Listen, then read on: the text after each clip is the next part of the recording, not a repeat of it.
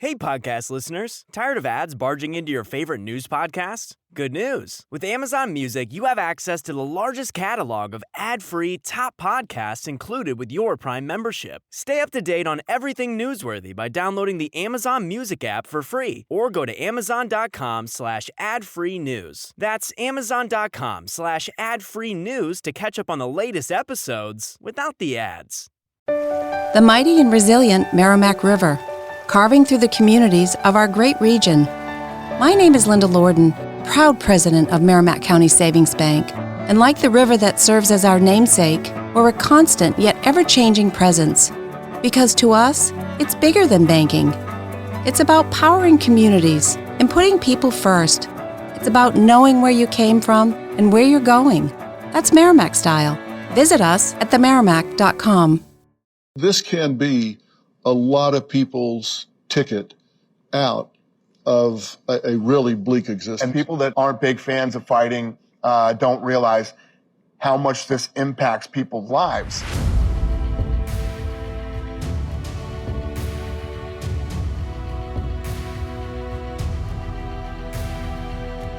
All this year on Merit TV, we've been focusing on the critical issues that you have told us are important to you.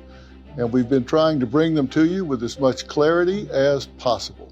I've heard directly from you about what matters the most and why there is so much at stake when it comes to the results of our presidential election. I'm in Las Vegas on the eve of election results to sit down with one of Donald Trump's closest friends, Dana White, who is the CEO and president of the Ultimate Fighting Championship, also known as the UFC. The UFC has revolutionized the fight business and today stands as a premium global sports brand and media content company.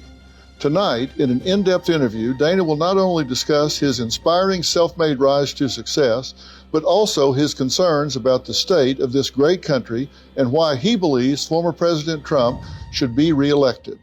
Thanks for doing this. Thanks for having me. I know, I've been wanting to sit down and talk with you, and you and I have actually been spending a fair amount of time together.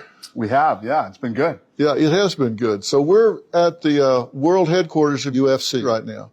And this is just an overnight success, right? Yeah. Just as soon as you started, everything clicked. Yeah, no, it out the gates, we bought it for $2 million back in 2001. And then we went somewhere like 40 million in the hole before we turned it around. Really? Yeah. And that's a pretty good hole to dig. Yeah, it really is. But our goal was to get this thing on free TV. At the time when we bought it, it wasn't allowed on pay-per-view. You as a grown adult didn't have the option to buy it on pay-per-view. Porn was on pay-per-view. The UFC was not allowed. So that just goes to show you where it was at that time. Yeah. So what was the big pushback? Too violent? What was it? So at the time, before we bought it, the old owner, a guy named Bob Meyerowitz, he had all this marketing, the most brutal, violent sport in the world. 2 men enter the cage, 1 man leaves. It was great for marketing in the early days. They did big pay-per-view numbers, but then Senator John McCain went after him. And, instead of running toward regulation, they ran away from regulation. They would go to states where there were no athletic commissions, and you can only mess with the government for so long before they get you. Yeah. So how did you wind up doing this? Because this wasn't something that you sit in your sandbox in the backyard and say, I want to head up Ultimate Fighting Championship. I want to do mixed martial arts. It's not, a kid doesn't think about that. Right. I was actually a big boxing guy. I was a huge, huge fan of boxing, loved boxing. And one day when I was 19 years old, I was working at the Boston Harbor Hotel. And I said, why am I here? I don't want to do this anymore. So I literally walked out the front door and my buddy's like, where are you going? I said, I'm quitting. He's like, you crazy? Why are you quitting? I said, I want to get in the fight business. And of course, everybody thought that was the stupidest idea in the world. Probably was. And that was it. I started working toward. You weren't a fighter. No. But I wanted to learn everything about fighting. And, but I did box. I did box and started to learn everything. I sought out this guy in South Boston. His name was Peter Welsh. He's a fighting legend back there. And he took me in and taught me everything he knew. So why did he do that? I don't know. This was a guy that you didn't go looking for in South Boston. And I went looking for him, and I found him. And I said, I know this sounds crazy, but I want to work for you. I want to work under you. I want to learn everything about the fight game. You don't have to pay me. And he did it. I don't know why, but he did. So a 19-year-old kid, Yep. he said, I'm going to work for you, but I want to work for free. Yep. And this wasn't a guy he wasn't exactly a mentor type. He was a street fighting and boxing legend in South Boston. Yeah. Crazy stories about this guy. Like I said, it wasn't a guy you went looking for. And just oddly enough, I found him and he took me in, and the rest is history. Yeah. You said he was my college. He was my sensei. You actually That's right. tried college a little bit, right? Yeah, for about a semester. Yeah. I didn't like school in general. I barely got through high school. So I said, let me give college a shot. I didn't last. It didn't work. So What didn't you like about it? I didn't like anything about it. I felt like school never taught me anything, and I never had the focus to get through school. Some people are school people and some people aren't. I definitely was not a school person. But I found Peter, was with him for a few years. Then I moved back to Vegas, and I actually went to a wedding. This kid, Adam Corrigan, used to drive me to school every day, and he was getting married. And I actually had a blanket policy back then. I didn't go to anybody's wedding. But this guy was so good to me growing up, there was no way I couldn't go to his wedding. I went to his wedding, and I bumped into the Fertitta brothers. And Lorenzo said, I heard you're training people. I'd love to work out with you. We got together that Monday after the wedding, and we've been together ever since. So I've been doing some timeline in here. So you start at 19, and you're working with Welch. You learn this game, so you wind up buying UFC for $2 million.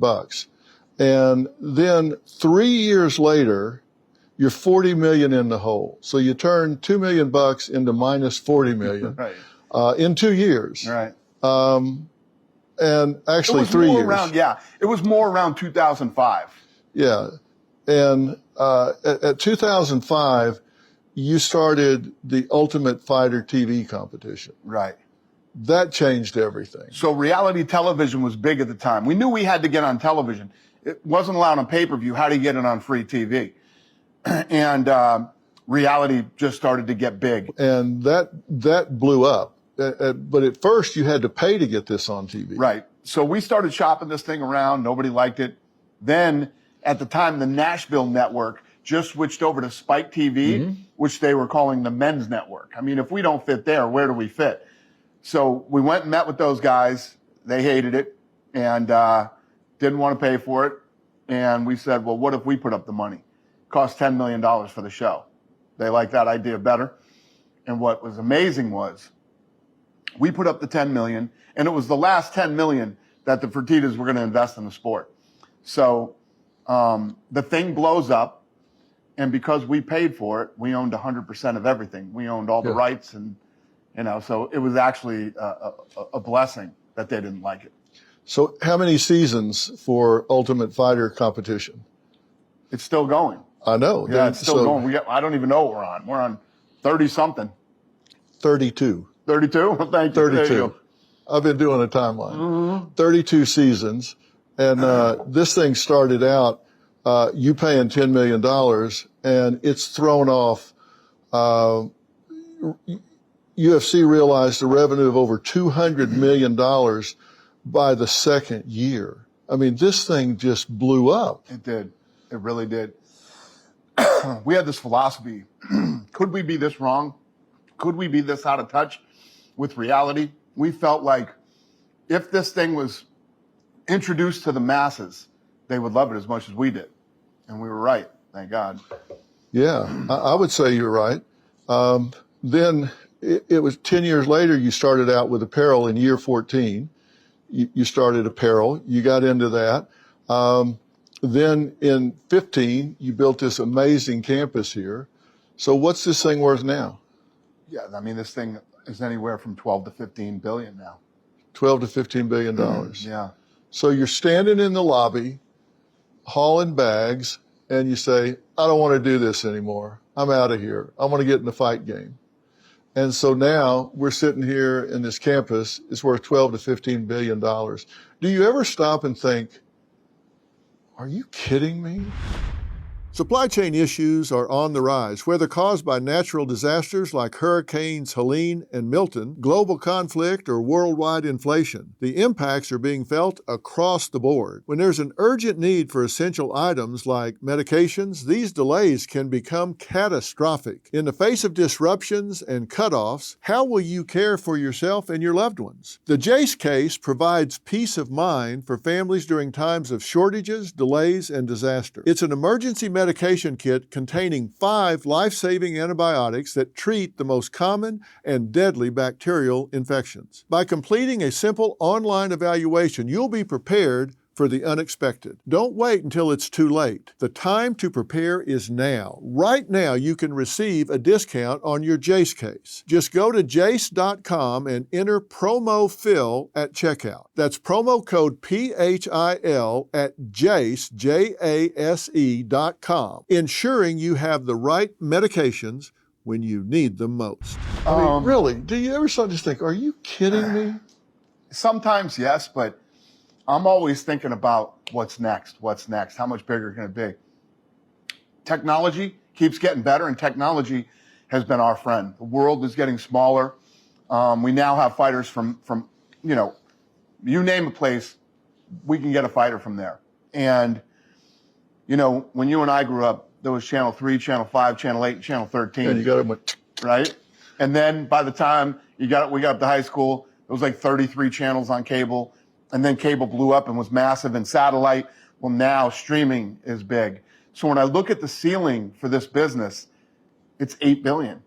There's 8 billion people in the world, right? Yeah. And if I put on the right fight at the right time in the right place, now everybody can watch it at the same time on the same channel. So our ceiling is massive. Yeah, massive. What's the biggest fight you've ever had? Conor McGregor and Floyd Mayweather, which ironically is a boxing event, but it's the biggest combat sports fight ever. It beat everything. That's number one, and Floyd Mayweather and Manny Pacquiao was number 2. Yeah. But the biggest was a mixed martial arts and boxing, so it was a combo. Yeah. What did that gross? It did 4.4 or 4.5 million buys. Wow. Yeah. At $100 a buy. Yeah. So that worked out okay. It did. Yeah. You recently took over the Sphere and did a 3-night event there? One night. Yeah, one night. And it was astounding.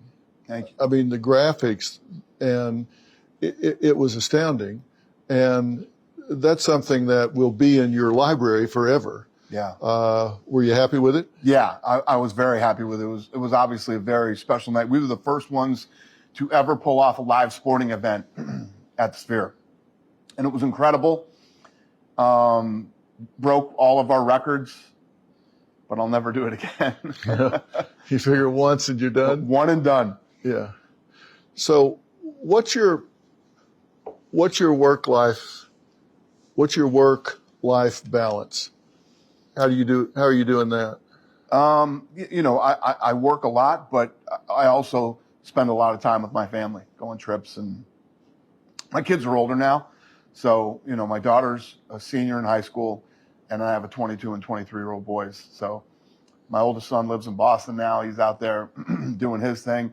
My younger son here just created his own anime and did a deal with Dark Horse Comics. He has an anime series coming out. So, I help them with things whenever I can, and I got a really good balance. Got good kids and good family. You started taking care of yourself recently differently than you have before, because we've talked about that. And you got me now involved in this, and I'm getting ready to make a major shift. But you were not healthy. Right. I was in bad shape. I was on blood pressure medicine, cholesterol medicine, thyroid medicine, and I never felt good. I was always tired. My legs were all messed up. My triglycerides were off the charts, and I was taking pills And I met this guy named Gary Brecka, and he did my blood work. And I never believed in holistic stuff. I always thought it was bullshit. COVID changed everything for me. I used to believe in modern medicine. Now I'll never talk to a doctor ever again about my general health. If I break my arm, I'll go see a doctor. But my general health, never talk to a doctor again. They want to put you on pills. They have an answer for everything that's wrong with you, and it's a pill. And they never fix anything. Gary Brecka is a human biologist. When I didn't want to meet with him. A friend of mine, Carrie Kasem. Remember Casey Kasem? Yeah. His daughter and I have been friends for a very long time. Yeah. And she said, I love you. You've been a good friend to me, and I'm going to give you the greatest gift that anybody could ever give you. I'm going to introduce you to this guy, Gary Brecka. He's a genius. He's this, that, and everything else. I avoided him for a while. Then finally, when we met, he did my blood work. He had none of my medical records or any of that. He told me everything that was wrong with me. And my whole leg thing, I never talked about it with anybody. I didn't tell anybody about it. Not even my wife. Nobody knew. So when he told me my legs were messed up, I was like, he goes, give me 12 weeks and I'll change your whole life. I was like, I can do anything for 12 weeks. It didn't take 12 weeks.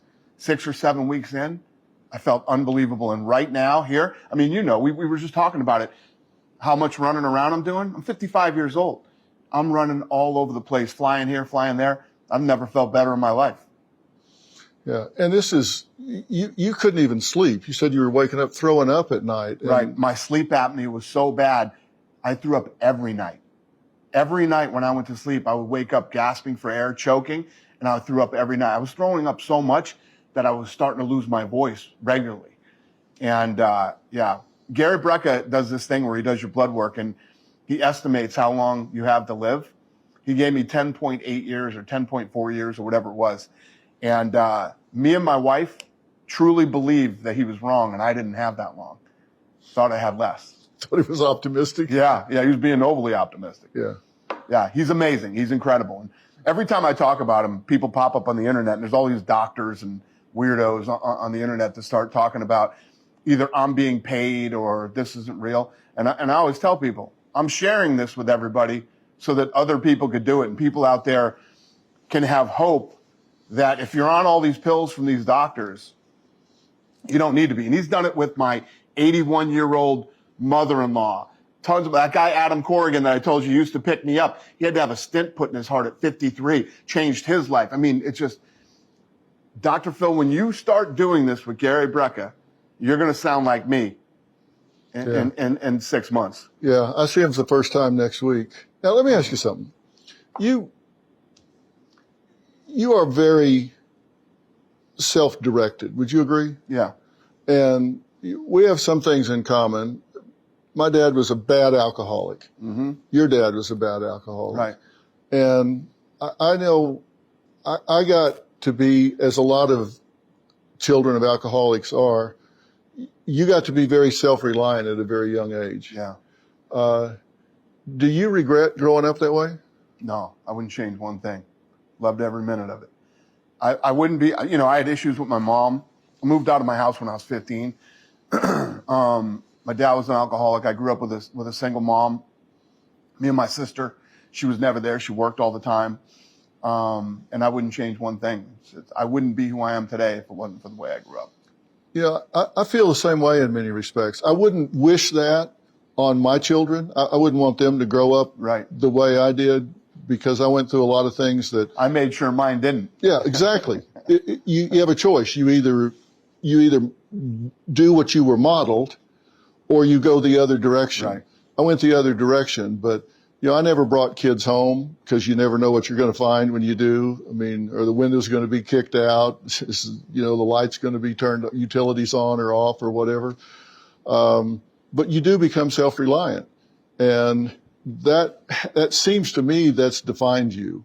You said, I'm not going to depend on this or that. I'm just going to figure my own way and make my own way. And you're still doing that today. Yeah, people always talk to me. When I hear these people talk about, I didn't have any role models growing up. That's crazy. There are tons of role models around you when you grow up. Just depends on how you look at it. Yeah. I had my dad and his side of the family were all role models for me about what I didn't want to do and what I didn't want to be. You can look at all these people around you and you can see the good and the bad and the whatever it is. You learn from everybody. You don't have to have some superhero, figure in your life. A lot of the bad stuff is way more influential than the good stuff. Yeah. What drives you now? Because obviously you're hugely successful financially. If you never worked another day in your life, it wouldn't change your standard of living. But you're one of the most driven people I've ever met. Thank you. What is it that drives you? Well, it's like when you said earlier in the interview, do you ever look around? And I never look around. I'm always looking forward. And I know what the potential for this business is and how big and how great it can be. And that's what I focus on every day. I love to win. I love to come in. I love the people that I do it with. I have an incredible team around me here that I truly care about. And we have a blast in here every day, just kicking ass. And I don't know. I couldn't retire. I hate sitting around. I don't love time off. I don't love it. I'll go out and spend my time with my family and do my things. By the time we're at the end of that trip, I'm ready to get right back to work. There used to be this, when you and I were growing up, you had all these people that worked their whole life, right? And everybody was looking forward to retirement. And it always seemed to be the same, I don't know what you call the same, everybody had the same dream. I'm gonna retire, I'm gonna sit on the beach and I'm gonna drink, pina coladas. How many times can you sit on the beach and how many pina coladas can you drink before you're like, what the hell am I doing with the rest of my life? That's great for 3 or 4 days. Then you'll go crazy. I love what I do and I'm gonna do it until I physically can't do it anymore. Yeah. Well, I've got 3 questions I want to ask you that I bet you've never been asked before. And because you're so successful, I think people are going to want to hear the answer to these. Okay. I believe, and there's a lot of research to support this actually. I wrote this in a book many years ago, and it's proven to be true. I think everybody in their life goes through 10 defining moments, has 7 critical choices, and meets 5 pivotal people in their life. I'm not going to ask you to name 10, 7, and 5, but a defining moment is something that you go through that you're one way before and you're changed in a lasting way after that moment happens. What is a major defining moment in your life? What is something that happened in your life that you were dramatically changed after it occurred in a lasting way? So we just talked about single mom, wasn't home a lot. Dad was never there. When he did show up, you didn't want him there. And there was this guy that lived behind us at our house, right? And I was young, me and my sister, and he used to terrorize us. And I remember one day he pulled his car up. Our dog was barking out back or whatever, and he was flipping out.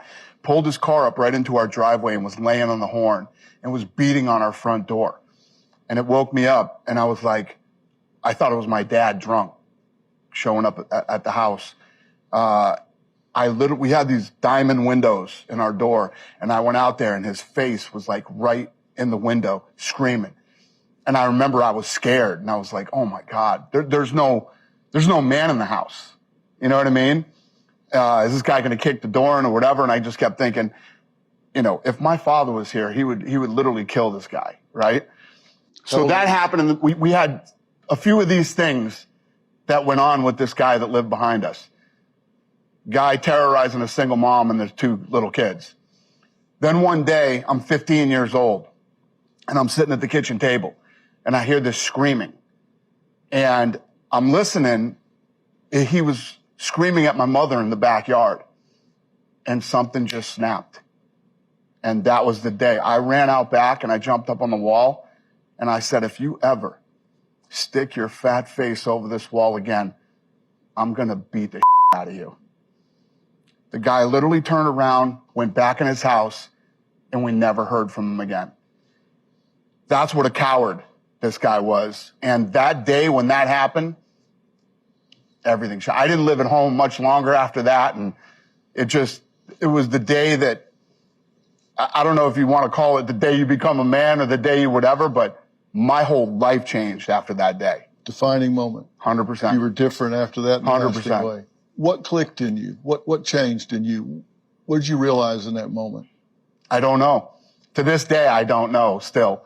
But, you know, this guy that had terrorized us since we were little and came over, that was the day that something just snapped. And I said, I'm literally going to beat the out of this guy today. I wrote this in another book. I've written 10, so I got a lot of stuff in books. But I'll label that for you. We teach people how to treat us. You taught him how to treat you at that moment. This doesn't work anymore.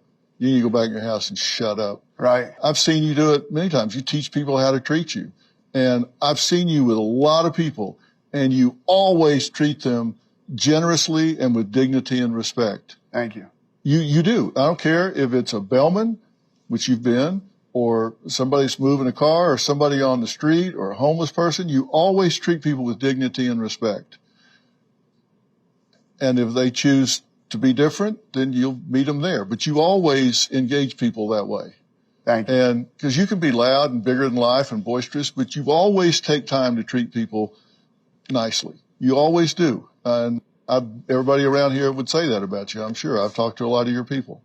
There are critical choices people make, 7 critical choices in their life. Can you think of the most critical choice you've ever made? Was it when you walked out of being a bellman and I'm getting in a fight game? Was it when, getting married? What was it? It started at 15. I moved out of my house not long after that.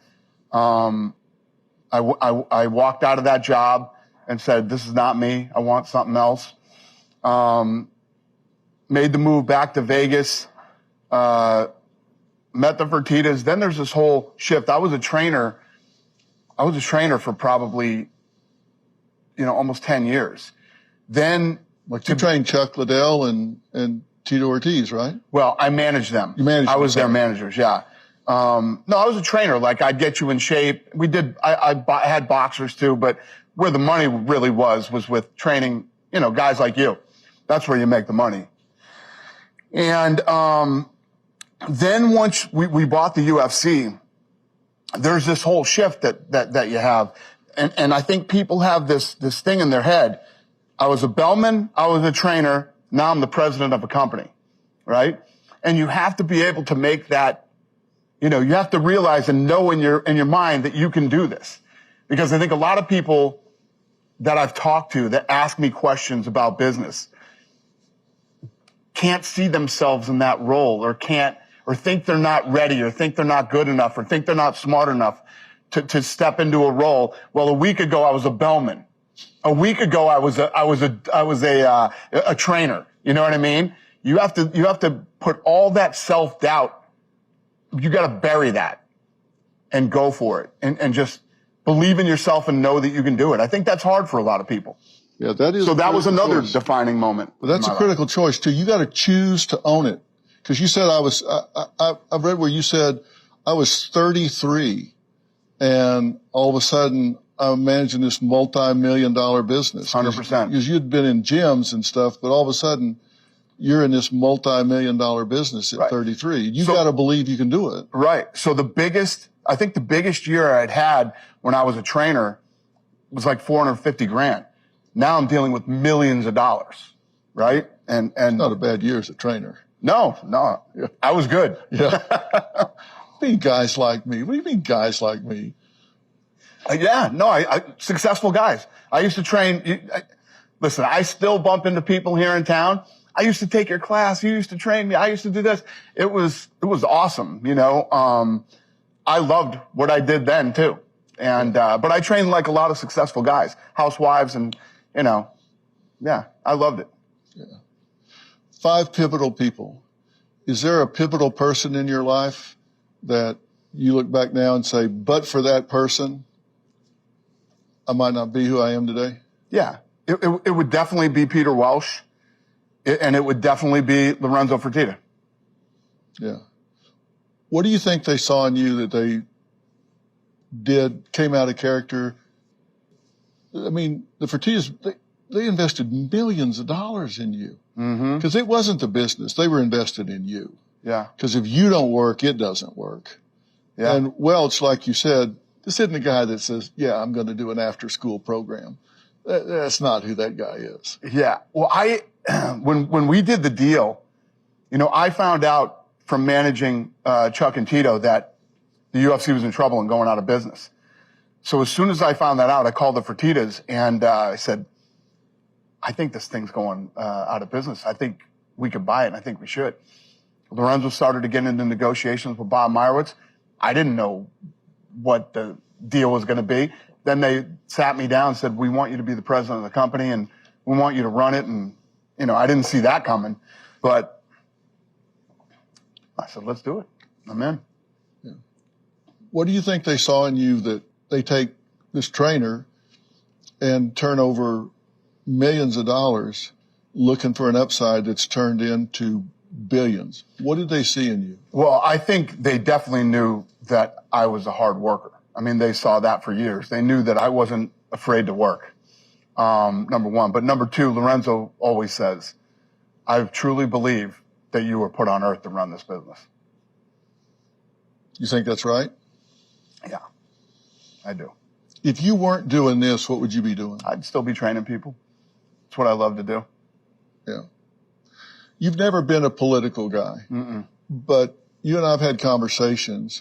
You believe this country is at a crossroads. I do. You believe it truly is at a crossroads. I really do.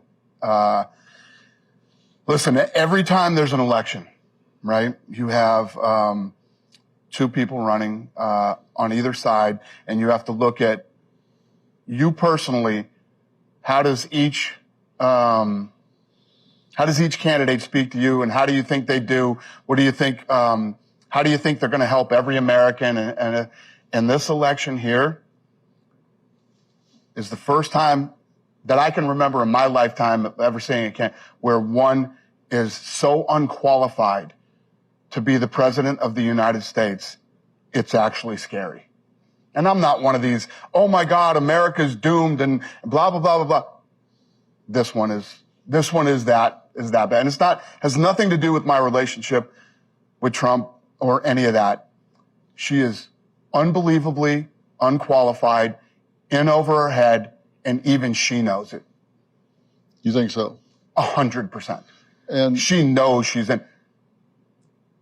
The fact that she didn't sit down with Joe Rogan and they're handpicking the SNL thing is absolutely insane that even happened. You know, the equal time with the network thing, and there's going to be no repercussions for that. She is absolutely, positively not qualified for this job. And if you are an American, no matter what you can hate Donald Trump, you can whatever. If you vote for her, you're literally out of your mind. You're out of your mind. She's completely not qualified to be the president of the United States. And this isn't just a political thing with you. You know Trump well. You've known him a long time. Right.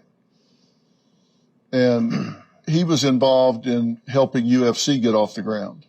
Yeah, so when we first bought the company, you can imagine, I said we weren't even allowed on pay-per-view. What venues do you think wanted us? You know, no venues wanted the UFC. Now we've broken every venue record all over the world. But then they didn't want us. And at that time, Trump reached out. Think about that. Trump brand here, UFC brand here. And said, we'd love to have you at the Taj. We did a good deal. He showed up for the first fight and stayed till the last fight at both of the events that we did at the Taj. And then from there on out, anything good that happened to me in my career, he was always the first guy to reach out and say, congratulations. I knew you guys were going to do it. This is amazing. You know, and, you know, I know Trump rubs people the wrong way sometimes. You know, like I know, he is a great guy. He loves this country, and he wants to do what's best for everybody who's an American. And that's a fact. Otherwise, I would never stand up for him, and I would never be as supportive as I am if any of the stuff they said about him was true. Literally none of it is true. It shows you what can happen to somebody if the machine goes after you. the machine that is between the government, the media. If they want to hurt you, they'll hurt you. And this guy is one of the hardest workers that I've ever met. This guy's flying. He's doing 3 today in 3 different states. And the way that he carried himself through that assassination attempt, that's the president of the United States right there. That's who you want running your country. There's more conflicts going on in the world right now since World War II. And all these women that are talking about voting for Kamala Harris, your 18 to 24-year-old sons are going to be going to war in the next 2 years if she gets elected. She's going to go sit down with Putin. She's going to go sit down with the president of China, Iran, the Middle East. She's going to go. She can't even talk without a teleprompter. She's not qualified to do any of that. So you think they're not thinking this through as far as how it's going to impact their sons going to war, getting exposed? You don't think that'll happen? That's just one. That's just one of the things that will be a problem if she wins tomorrow. That'll just be one of the problems. You think the economy is going to get any better under her? She's been there for 4 years. Her administration has been there for 4 years. And I did this thing the other day with Cuban and all these guys that were on the thing. And it was a weird setup. You got the earpiece in and you got 4 guys trying to talk and everything else. And Mark Cuban and O'Reilly started throwing out numbers and this and that. Listen, take all your smart numbers and all the stuff that you know. Here's what Americans know. Food costs 25% more than it did, Americans can't afford food right now. Can't buy a house, can't get a car. The list goes on and on. The world was a safer and better place the 4 years Trump was president than the last 4 years. Nobody can deny that. And if she wins tomorrow, it's not going to get worse. It's not going to get better. It's going to get worse. So you think the stakes are very high? It's the highest it's ever been. I'm not one of these guys. I'm not. You know what's going to happen to everybody in this room tomorrow or Wednesday when the election is over? We're going to get up. We're going to get dressed. And we're going to go to work. We're going to do what we normally do every other day, right? So will the world collapse and implode by Wednesday? No. But over the next 4 years, we will become weaker than we are right now. And I don't know how long it would take to fix with another 4 years of this administration. It's that bad and that serious. What do you say to the people that are afraid that he's going to go on a revenge cycle and weaponize the Department of Justice and go after everybody that has said anything or done anything or prosecuted him, persecuted him? Is he going to do what they... Hey moms, looking for some lighthearted guidance on this crazy journey we call parenting? Join me, Sabrina Kohlberg. And me, Andy Mitchell, for Pop Culture Moms. Where each week we talk about what we're watching. And examine our favorite pop culture moms up close to try to pick up some parenting hacks along the way. Come laugh, learn, and grow with us as we look for the best tips. And maybe a few what not to do's from our favorite fictional moms. From Good Morning America and ABC Audio. Pop Culture Moms. Find it wherever you get your podcasts.